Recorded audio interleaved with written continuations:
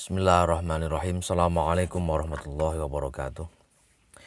Alhamdulillahirabbil alamin wa bihi nasta'in ala umuri dunya waddin. Wassalatu wassalamu ala asyrafil anbiya wal mursalin sayyidina wa maulana Muhammadin wa ala alihi washabihi ajmain, amma ba'd.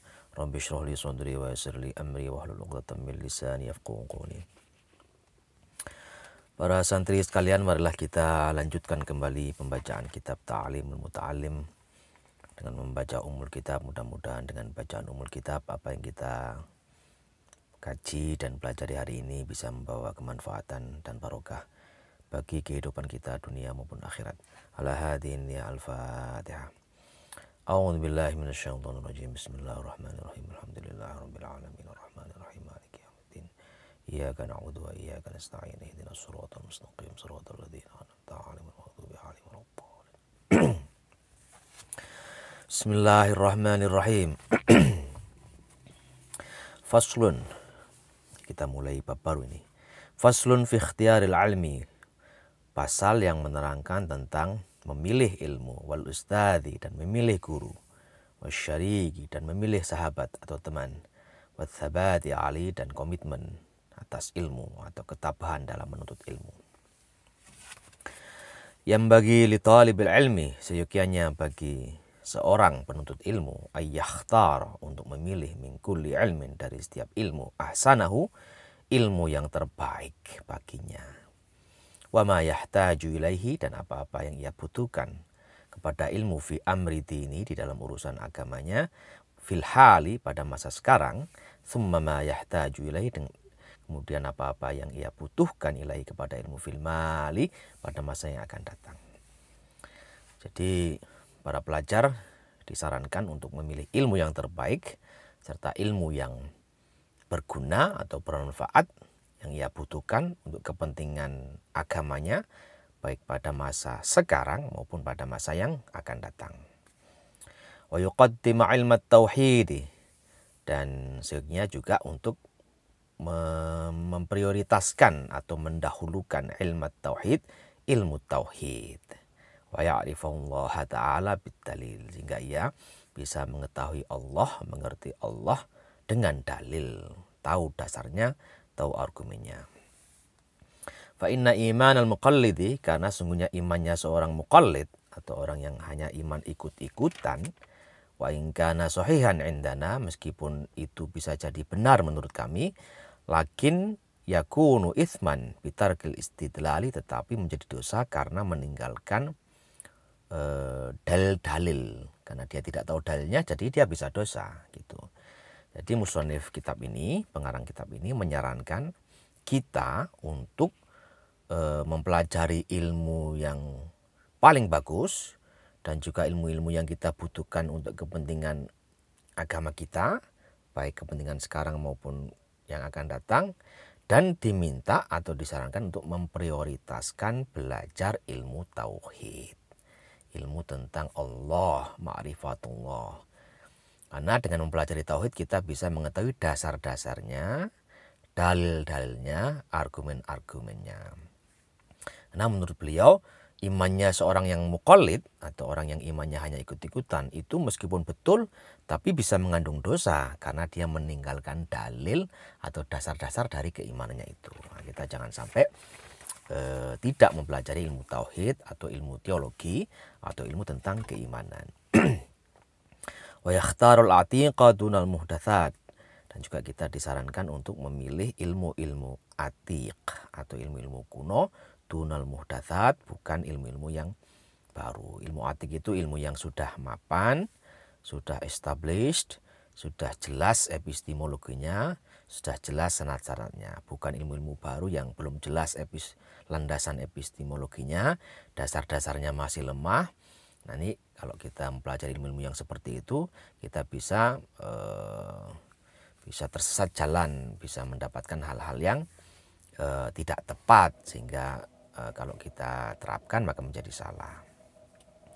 Qalu alaikum bil atiqi, para ulama berpendapat atau berkata alaikum bil atiqi, wajib kalian mempelajari ilmu-ilmu kuno, ilmu atiq, ilmu yang sudah mapan dan jelas epistemologinya. Wa iyyakum wal muhdatsat, hati-hatilah kalian dengan ilmu-ilmu yang baru yang belum jelas landasan epistemologinya, belum jelas dasar-dasarnya, tidak mengikuti kaidah-kaidah ilmiah. Nah, ini jangan diikuti, jangan dipelajari. Yang kita pelajari adalah ilmu-ilmu yang udah jelas landasan epistemologinya, ilmu yang sudah mapan dasar-dasarnya, ilmu yang memenuhi kaidah-kaidah ilmiah. Wa iyyaka an nashtagila bihadzal jadali, dan hati-hatilah kalian dalam menyibukkan diri dengan perdebatan ini. Maksudnya musonif menyarankan kita untuk menjauhi perdebatan-perdebatan yang tidak berguna tentang ilmu, yang hanya menang-menangan saja, ya, yang ingin cari benarnya saja.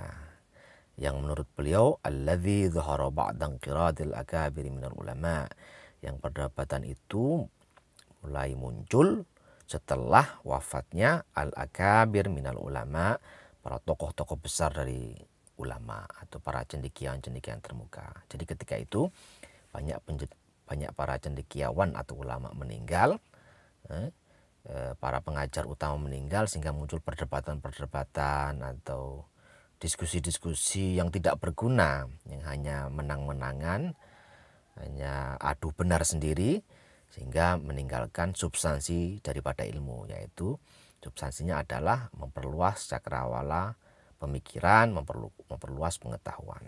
Gitu. Fa innahu, maka sungguhnya jadal yang demikian, perdebatan yang hanya menang-menangan itu yub'idu talibah, menjauhkan seorang siswa, seorang pelajar, anil fiqhi, dari fikih, dari pemahaman, wa yudhi'ul umrah, dan menyia-nyiakan umur, sia-sia umur kita kalau kita berdebat sesuatu yang tidak berguna atau perdebatan yang hanya menang-menangan saja. Wa yurithul wahsyata, mewariskan atau memunculkan, memberikan keraguan-raguan, kegalauan, wal adawata, dan permusuhan. Perdebatan yang hanya menang-menangan sendiri, cari benarnya sendiri, itu perdebatan yang tidak berguna, perdebatan yang bisa menimbulkan kegalauan, kegundahan, dan juga perdebatan yang justru menimbulkan permusuhan. Wahuwa min isyratis saati, dan perdebatan yang demikian itu merupakan ciri-ciri dari kiamat atau tanda-tanda kiamat, wartifa'il ilmi, dan juga ciri-ciri terangkatnya ilmu, wal fikhi, dan pemahaman, pengetahuan. Kada waroda fil hadis, demikianlah sebagaimana yang telah muncul di dalam hadis, yang telah diisyaratkan oleh hadis. Wa amma ikhtiyarul ustadi, wa amma, dan adapun ikhtiyarul ustadi, memilih guru, memilih ustad, memilih pengajar, fayam bagi, maka seyogianya bagi para pelajar, ayyakhtarul a'lama wal awra'a wal asanna, seyogianya bagi pelajar untuk memilih orang yang paling tahu, ya, wal awra', dan paling wara' atau menjaga perilaku. Kalau dalam konteks Islam ini menjauhi orang-orang yang suka melakukan hal-hal yang haram, yang dilarang agama, wal asannah, dan juga yang paling senior kalau bisa, baik senior dalam umur ataupun senior dalam keilmuan. Jadi hendaknya memilih yang paling tahu, paling berilmu, punya wawasan, paling wara', menjaga integritas, akhlak, wal asannah, dan juga paling senior atau paling sepuh, baik di dalam umur ataupun di dalam, atau senior di dalam kedalaman ilmu. Termasuk di dalamnya bagusnya adalah memilih guru yang level pendidikannya lebih tinggi, karena itu menunjukkan senioritas di dalam ilmu pengetahuan. Tapi itu bukan satu-satunya kriteria atau standar, ada kriteria lain, termasuk kriteria wara' atau menjaga integritas atau akhlak. Kama ikhtara Abu Hanifah hina idzin Hammad bin Abi Sulaiman ba'da ta'ammul wa tafakkur. Kama ikhtara, sebagaimana memilih siapa Abu Hanifah hina idzin ketika itu, Hammad bin Abi Sulaiman, seseorang alim bernama Hammad bin Abi Sulaiman, ba'da ta'ammuli, setelah Abu Hanifah berangan-angan atau mempertimbang-timbangkan, menimbang-nimbang, wa tafakuri dan berpikir. Jadi musannif menceritakan atau mengisahkan teladan dari Abu Hanifah ketika beliau pada akhirnya berguru kepada seorang bernama Hamad bin Abi Sulaiman. Itu beliau lakukan setelah beliau menimbang-nimbang dan berpikir yang dalam tentang siapa yang harus saya datangi untuk berguru. Nah, beliau memilih guru itu juga beliau timbang-timbang dulu, beliau pikir-pikir dulu. Tidak asal memilih guru. Waqala Abu Hanifah, dan Abu Hanifah berkata, wajadtuhu syekhan waquran haliman saburan. Kata Abu Hanifah, aku mendapati beliau itu, maksudnya Hamad bin Abu Sulaiman itu, beliau itu orang yang syekhan, udah senior, waquran, punya karisma atau wibawa atau punya keagungan, haliman, beliau juga penyantun, saburon, dan juga orang yang sabar. Makanya beliau memilih Hamad bin Abu Sulaiman karena beliau punya 4 karakter itu. Waqala, dan Abu Hanifah berkata, tabattu, aku mantap memilih beliau inda Hamad bin Abi Sulaiman, yaitu berguru pada Hamad bin Abi Sulaiman. Fanabattu, dan demikianlah aku tumbuh dan berkembang hingga seperti sekarang ini. Jadi di dalamnya ada pengakuan dari Abu Hanifah, saya memilih beliau karena 4 karakter itu, dan saya menjadi sekarang ini karena guru itu, karena beliau. Nah, ini bisa menjadi pelajaran bagi kita. Jangan sampai kita sekali-kali pernah melalaikan atau melupakan jasa dari guru-guru kita yang telah mengajarkan kita. Ini dicontohkan oleh Abu Hanifah. Waqala, dan juga Abu Hanifah berkata, sami'tu hakiman min hukama'i Samarqandi qala, aku mendengar salah seorang cendekiawan dari komunitas atau kelompok cendekiawan di Samarkand, sebuah kota di Asia Tengah, berkata, cendekiawan itu berkata, inna wahidan min talabatil ilmi syawaroni fi talabil ilmi. Sesungguhnya salah satu dari siswa syawaroni, mengajakku bermusyawarah, fi talabil ilmi, dalam hal menuntut ilmu. Wa kana azama 'ala dhahabi ila Bukhara. Wa kana, dan ada waktu itu sang siswa itu bertekad atau berencana atau berkeinginan ingin pergi ke Bukhara, sebuah kota juga di Asia Tengah yang waktu itu menjadi pusat peradaban, pusat ilmu pengetahuan, ditolabatil ilmi, untuk mencari ilmu. Jadi cendekiawan di Samarkand ini bercerita, atau Abu Hanifah pernah mendengar beliau mengatakan, jadi ada seorang siswa yang dia itu berkonsultasi kepadaku ketika itu dia ingin belajar atau meneruskan studinya ke Bukhara yang memang waktu itu menjadi pusat ilmu pengetahuan atau pusat peradaban. Nah, ini sebenarnya penulis ingin memberikan contoh bahwa tradisi berkonsultasi sebelum menuntut ilmu atau melanjutkan studi itu merupakan tradisi yang baik yang dicontohkan oleh para pendahulu kita. Wahakadha, dan demikianlah yang bagi seyogyanya ayyusyawira, untuk bermusyawarah fi kulli amrin, di dalam setiap urusan. Jadi demikianlah kita juga disarankan untuk bermusyawarah atau mencari pendapat atau berkonsultasi tentang semua hal, segala urusan. Fa innallaha ta'ala, karena sungguhnya Allah Ta'ala amara Rasulullah sallallahu alaihi wasallam, memerintahkan Rasulullah sallallahu alaihi wasallam bil musyawarati fil umuri, untuk bermusyawarah dalam banyak hal, banyak perkara. Walam yakun ahadun aftona minhu, padahal waktu itu tidak ada orang yang lebih cerdas atau lebih pintar daripada Rasulullah SAW. Wa ma'adhalik umira bil musyawarah, meskipun begitu tetap Rasulullah diperintahkan untuk melakukan musyawarah. Wa kana yusyawiru ashabahu fi jamil umuri, dan demikianlah Rasulullah SAW mengajak musyawarah para sahabatnya fi jami'il umuri, di dalam semua perkara. hatta sampai hawa ijil baiti. Sampai urusan rumah tangga, urusan keluarga, urusan rumah, beliau juga bermusyawarah dengan para sahabat. Ya. Qala Aliyun, Ali berkata, sahabat Ali berkata, ma halakam ru'un an musyawaratin.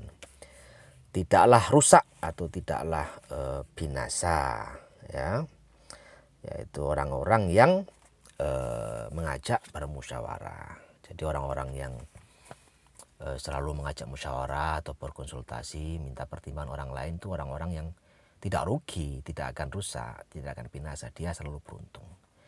Nanti kalau Anda ingin melanjutkan studi, bagus juga Anda bermusyawarah atau berkonsultasi pada orang yang Anda anggap bisa memberikan masukan yang baik. Nanti kalau Anda mungkin mau menikah atau ingin melakukan apa saja, Anda bermusyawarah atau minta pendapat dari orang lain yang kira-kira Anda anggap bisa memberikan masukan-masukan yang baik. Mungkin orang tua, mungkin sahabat, mungkin guru, atau siapapun yang Anda anggap bisa memberikan masukan-masukan yang baik.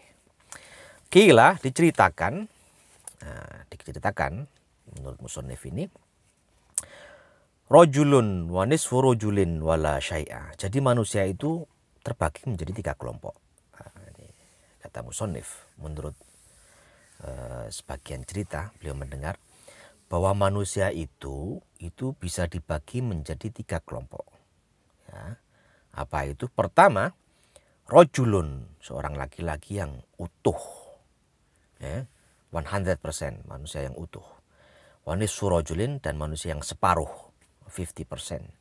Wala syai'a, juga manusia yang tidak tergolong apa-apa, nggak penting. Nah, jadi ada manusia yang utuh, manusia yang separuh, dan manusia yang nggak penting atau kosong. Nah, bagaimana penjelasannya?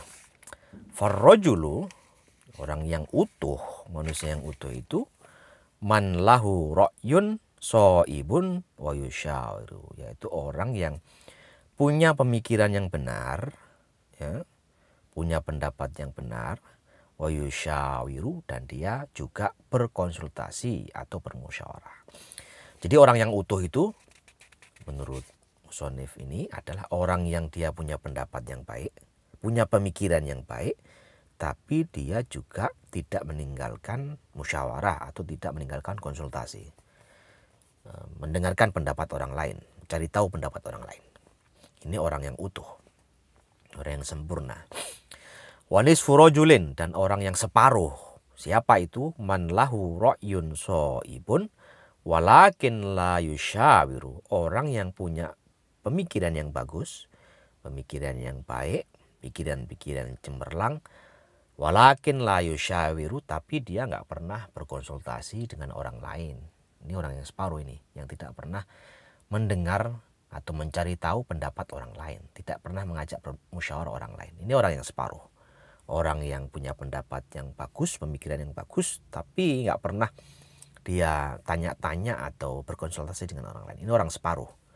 Atau menurut musannif, yusyawiru walakin la ra'ya lahu. Dia itu mengajak musyawarah, berkonsultasi, minta pendapat, walakin, tetapi la ra'ya lahu, dia nggak punya pendapat. Nah, ini juga orang separuh ini.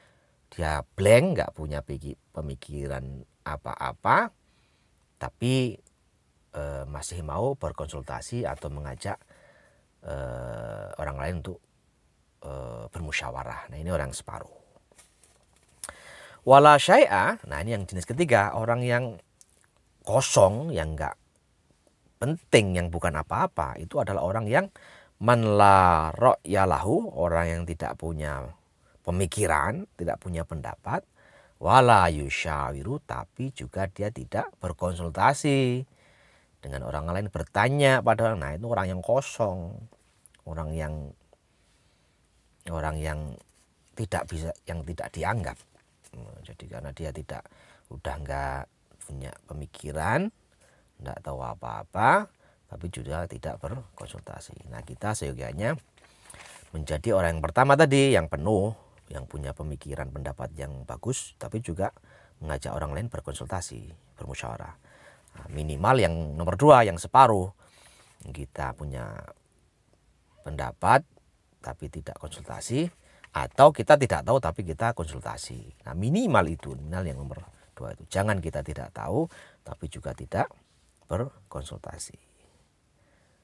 Qala Ja'far As-Shadiq, Imam Ja'far As-Shadiq berkata li Sufyan As-Tsauri, kepada Sufyan As-Tsauri rahimahullah, syawir fi amrika ma'al ladzina yakhshawnallaha ta'ala. Nah ini nasihat dari Imam Ja'far kepada Imam Sufyan As-Tsauri yang bisa kita ikuti.